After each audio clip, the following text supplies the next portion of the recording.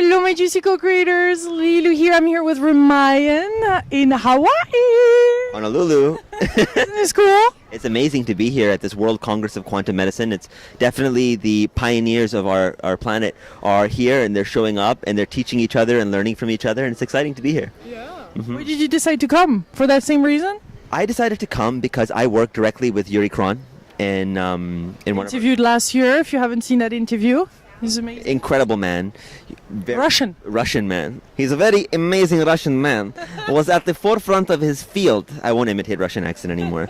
But at the forefront of his field, one of the most esteemed scientists in Russia and working in paranormal phenomenon, and spent the last 25, 30 years developing a technology that can capture subtle energetic blueprints, record them, and then infuse them back into a storage medium. And so where the big criticism of quantum energy or subtle fields has been lack of repeatability and lack of empiricism, he's kind of hit both of those with his stone. And so I've been working with his tools for the last 3 years and distributed them to over 50 countries, 350 healers, thousands of clients, and seen phenomenal results. And so I'm here to participate because it works, and I'm seeing it. So tell us about your background so we can get your story and understand you a little bit better and relate to, because it really helps. Because you're Indian, right? Yeah, but I'm a mix. You know, my father was born in Africa. My mother was born in Hong Kong. But they're both Indian ethnically, and I was born in Canada, in Vancouver. So I have connection with literally all over the planet. And I very much connected with my Indian origins more recently. Because growing up in Vancouver as an Indian, and at 6 years old I moved to Hong Kong. And I lived there for 6 years, and then I moved to Thailand. And so growing up as an international citizen, very much so, moved to 8, 9 different schools, 15 different apartments, and was constantly on the go, constantly witnessing different people, different cultures, different environments. And so I've been very international and very adaptable. And in the earlier stages, before yoga was popular, Indians were ostracized for being Indian. And now that the philosophy and the worldview of yoga is spread around the world, and you have 100 million people who are self-identified as practicing yoga, it's really cool to be Indian again. And but throughout the thread for me, understanding what the knowledge of India is and what the knowledge of the Vedas is actually what this whole world of quantum medicine has been talking about, but they discovered it over 5,000 years ago. Like your 5 bodies or the 5 koshas, you know, your cycles of nature and your law of thermodynamics are called the gunas, and all of the different laws of nature in India are represented by beings. So you have Ganesha, Shiva, Brahma, Vishnu, and the West has difficulty understanding because they call them heat or waste, or they call the aspects of nature by a specific scientific function, whereas India's will personalize them. They're all aspects of intelligence, and they're all personal in nature. So it's not good or bad. It's not good or bad. And so studying the Indian cosmology, I've started to realize that our body is actually the most profound instrument in the cosmos. It's the most amazing scientific instrument that's ever been created, and nothing will be created in science that's like it. And so what the yogis discovered is that once you sit still and you go into your inner world, you can actually interconnect with the whole cosmos. And you can actually derive knowledge through the power of your intuition, through connecting with all the different tiers and levels of intelligence in the cosmos, having a first name basis and relationship with them, and getting and downloading knowledge and frequency from them. And so I've started to learn that science from some of my teachers, and it's profound, really profound. And it's really influenced the work I do. And I am here to try to be a bridge between that ancient knowledge and ancient wisdom and modern science. What do you feel that everybody should know on this planet, or what is really, you think, at the core of your message that you feel in your heart and that you were brought here in the world for? I know it's a big one. Whoa. What am I brought here in the world for? Okay, this is a good question. This mudra was downloaded to me about 2 years ago. And I call it the heart mudra. And if you know about mudras, each of your whole body is an energy system.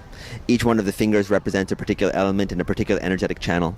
And so Indians have a science of mudra. So as soon as you connect a finger together, you connect an energetic channel. So this is called the ring finger, or the heart meridian. And so this actually is shaped into a heart. And this heart shape is universal. Doesn't matter what culture you go to, where you go to around the world, they recognize this heart shape. Why? Modern quantum physics has realized that at the core of our heart is actually formed just like a torus donut. And so if you look at the physics of the heart, it actually makes the shape. It goes like this. The quantum torus donut goes like that. And when you pull to the opposite ends of the torus, you have polarity. And then you come into the middle of the torus and you have unity. And so the heart is the fourth chakra, the middle chakra, right? In the 7, the prime number. And so after being in this world and witnessing, you have this culture, this race, you have Indians, Chinese, Russians, Americans, whatever. You have people from this cultural class, this religion, this caste, this age demographic, this, cultural and socioeconomic demographic. But when you look deeply into another person's eyes and when you connect with them at a heart vibration, instantly all those barriers drop. Instantly you recognize the unity of the spirit, the unity of the soul. And you feel such a deep heart kinship and resonance that's based on that vibration of love. And I call that heart tribe. And I feel that now more than ever, we need to move from an ethnocentric to a heliocentric worldview. We need to embrace this global worldview that we're all one family. But it's difficult to do that because we as human beings also need structure.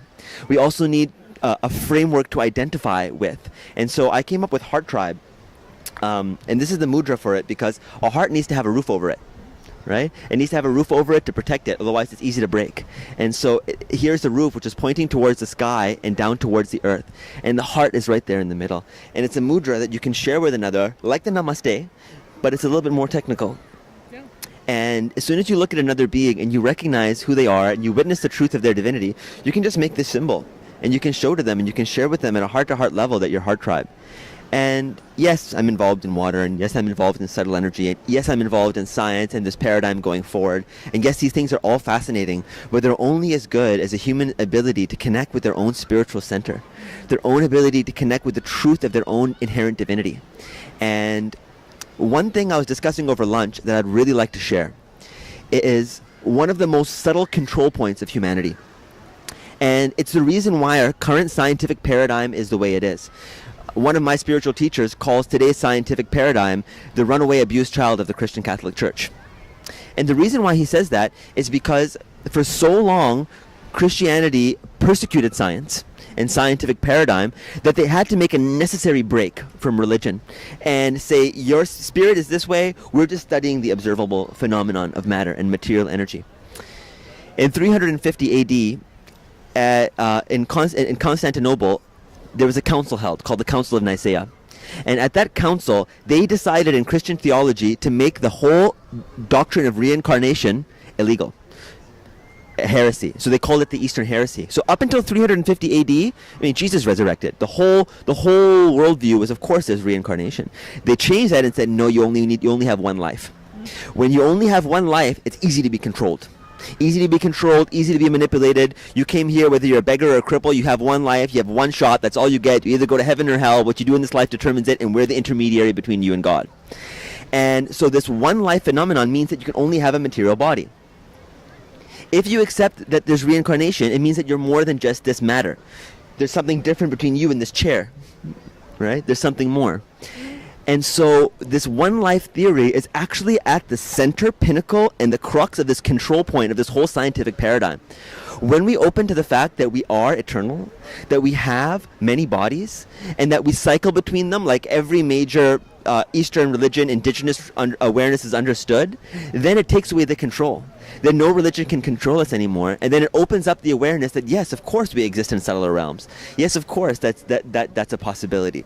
And so I want to identify that because when we talk about matter, we talk about science or quantum physics or mainstream or not or metaphysics, people don't come to this point. It's never talked about, this control point of the one life versus the many life theory and how it's actually at the point of control.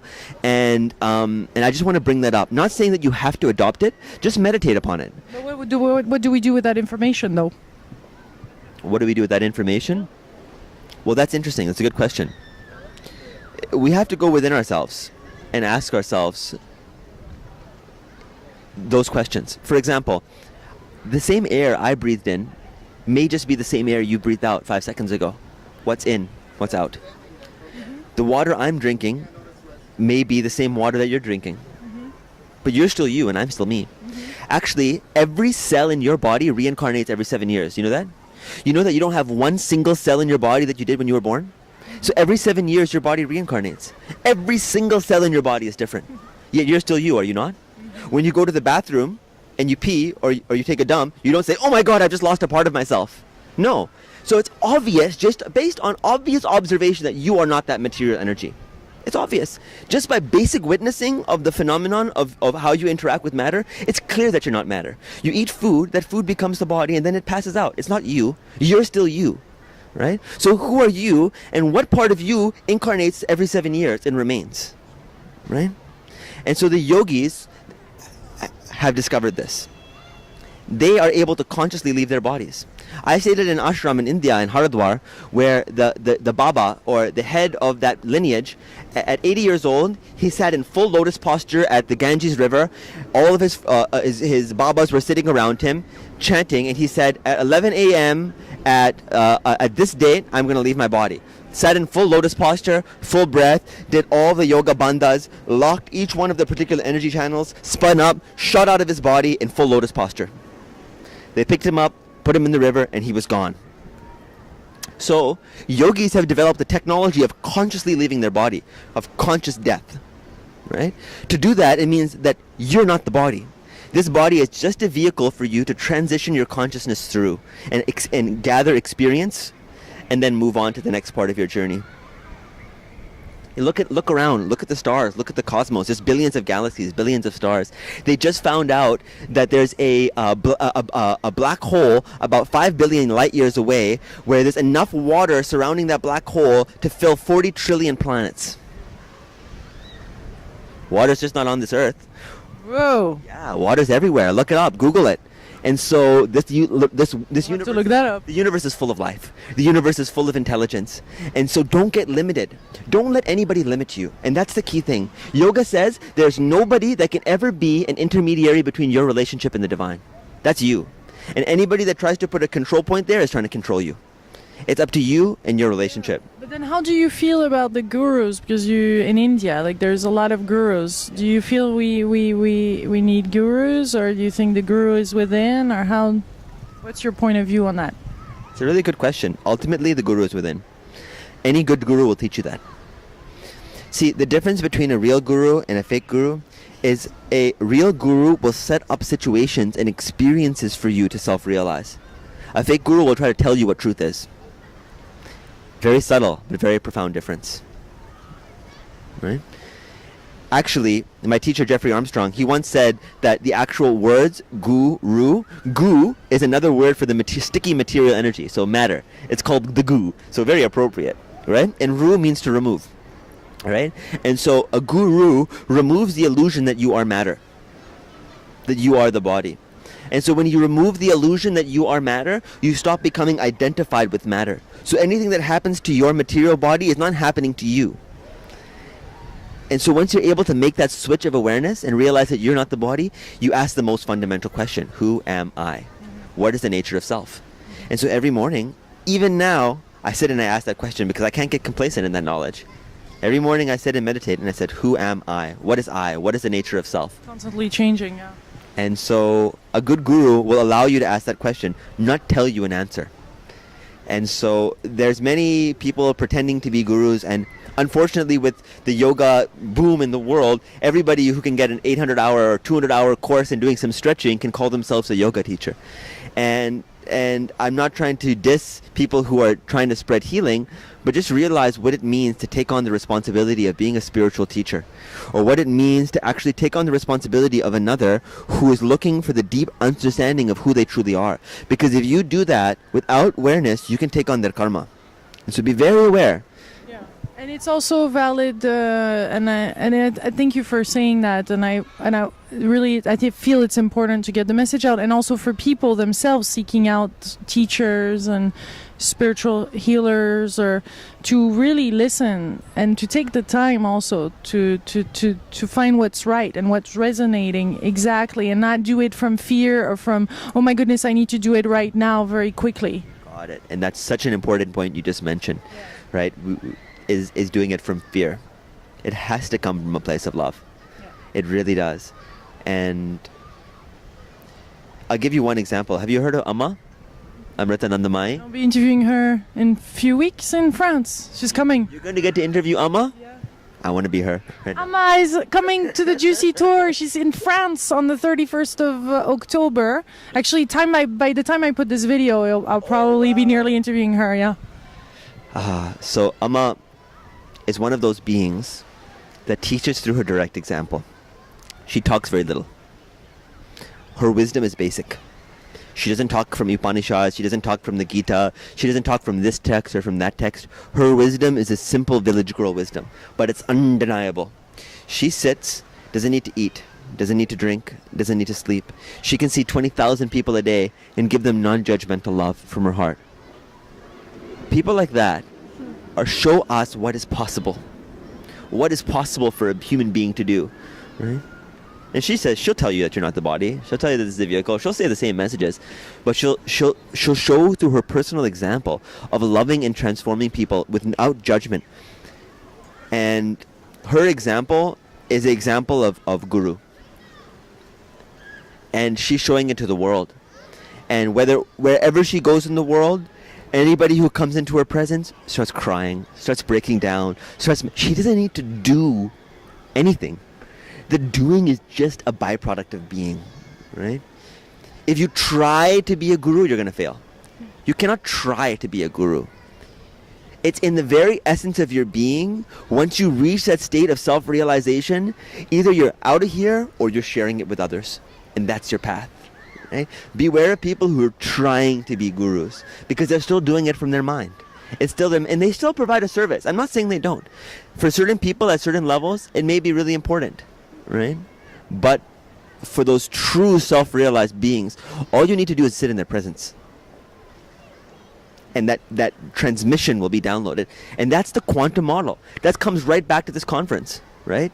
That comes right back to here because there's a non-locality. Like I can sit in and I can think of Amma and that same love flows into my heart. That same power that I was feeling sitting in her ashram right next to her floods into my being. It's non-locality.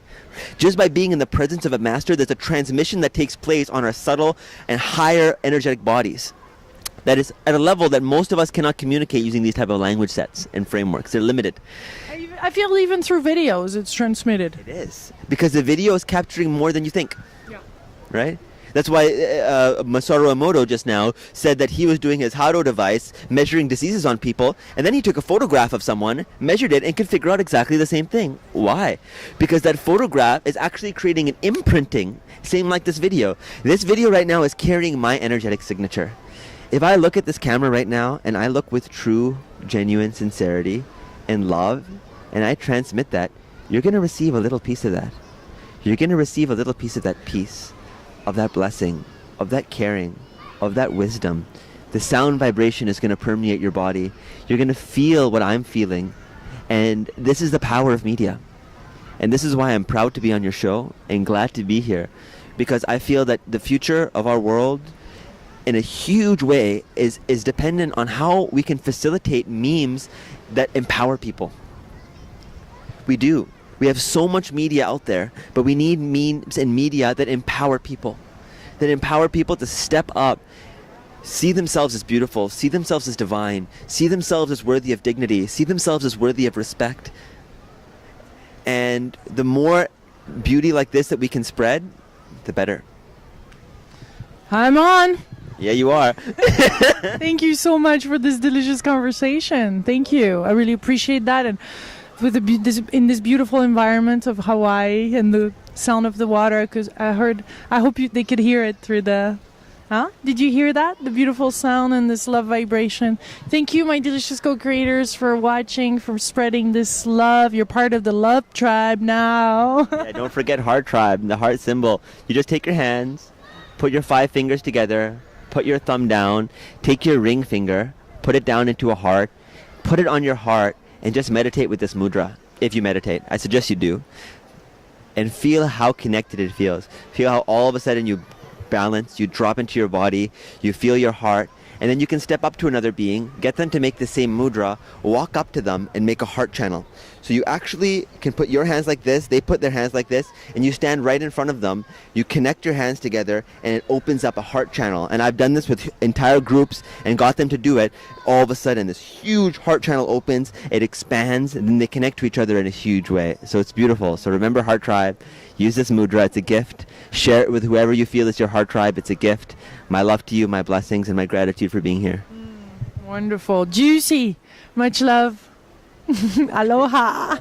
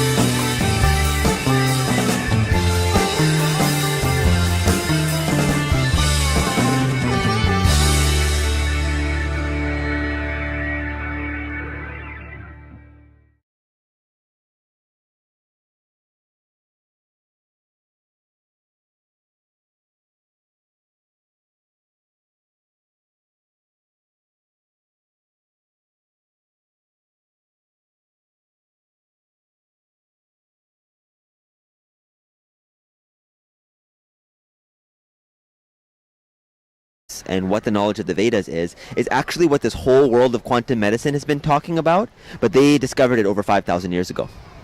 Like your 5 bodies or the 5 koshas, your cycles of nature and your law of thermodynamics are called the gunas, and all of the different laws of nature in India are represented by beings. So you have Ganesha, Shiva, Brahma, Vishnu, and the West has difficulty understanding because they call them heat or waste, or they call the aspects of nature by a specific scientific function, whereas India's will personalize them.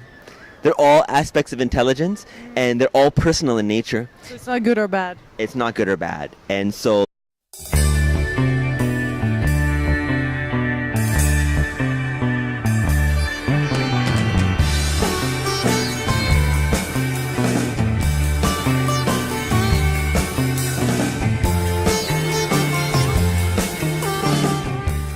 Hello, my juicy co-creators. Lilu here. I'm here with Raamayan in Hawaii.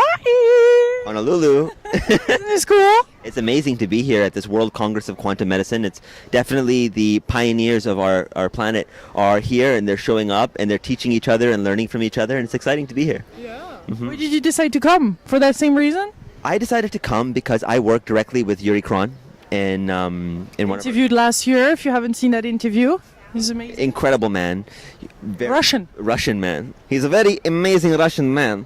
Was at the forefront of his field. I won't imitate Russian accent anymore.